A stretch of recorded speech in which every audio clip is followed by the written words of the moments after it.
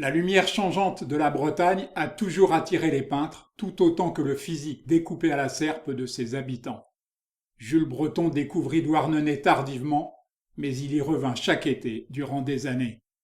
C'est peu connu, mais l'un des premiers artistes à s'arrêter à Pont-Aven fut un Américain, Robert Wiley. Le plus beau village que j'ai jamais vu, déclara-t-il simplement, et il n'en repartit jamais.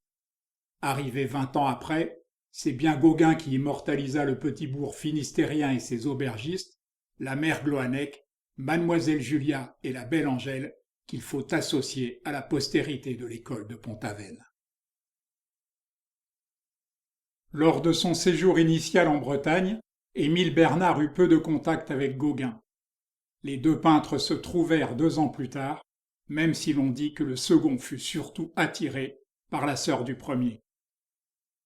Installé chez la mère Gloanec, Paul Sérusier fut peut-être celui qui retint le mieux la leçon de Gauguin. Si vous croyez voir un peu de rouge dans un arbre, lui dira ce dernier, peignez-le rouge vif. Un peu auparavant, et l'on ne s'en étonnera pas, les côtes bretonnes avaient attiré les artistes romantiques avec leurs falaises déchiquetées et leurs rochers qui ne tendent les bras aux navires que pour mieux les échouer. Surnommé le Delacroix du paysage, Paul Huet aimait à peindre sur le motif des paysages idéalisés. Son œuvre ultime, la Leïta à marée haute, a influencé Monet, Pissarro ou encore Sisley. Si sa Picardie natale fut la première source d'inspiration de Léon l'Ermite, il entreprit aussi de parcourir la Bretagne, sanctuaire des cultures ancestrales, appelée à cette époque la terre des peintres. Eugène Boudin fut le père spirituel des impressionnistes et excella dans ses scènes de plage, Trouville en particulier, mais il épousa une finistérienne et laissa de nombreuses toiles de ses séjours bretons. En 1890, en quête de terres sauvages et inviolées, Claude Monet découvrit Belle-Île-en-Mer.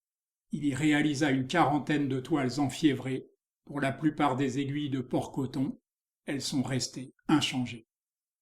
Peintre naturaliste tenté par le symbolisme, Pascal Dagnan-Bouvray fit de réguliers séjours en Bretagne, durant lesquels il peignit bretonnes et bretons livrés à de pieuses activités, dont le pardon. L'école de Pont-Aven compte tout de même quelques peintres bretons, dont le Nantais Maxime Maufra, qui s'installa dans le Finistère après avoir rencontré Gauguin. Il mourra sur le motif et le pinceau à la main, mais dans la Sarthe. Lui aussi nantais et avant que de devenir un vrai militant du cubisme, Jean Metzinger a laissé de sa Bretagne natale de nombreuses toiles néo-impressionnistes, principalement influencées par Seurat.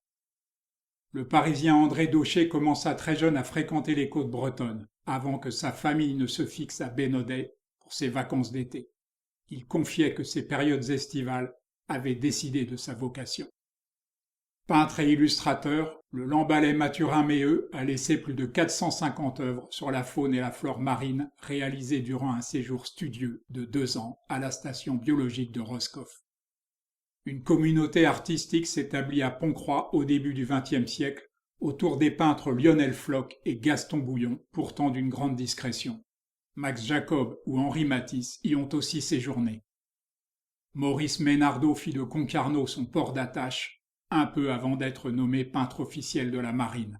Missionné par l'État, il voyagera beaucoup, mais retournera toujours à Concarneau.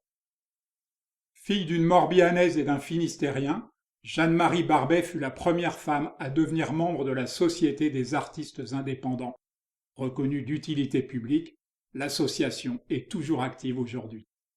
Émile Simon vivait à Nantes, mais préférait s'inspirer de la Cornouaille et de ses habitants, représentant ces derniers, se livrant avec humilité à leurs activités quotidiennes et traditionnelles.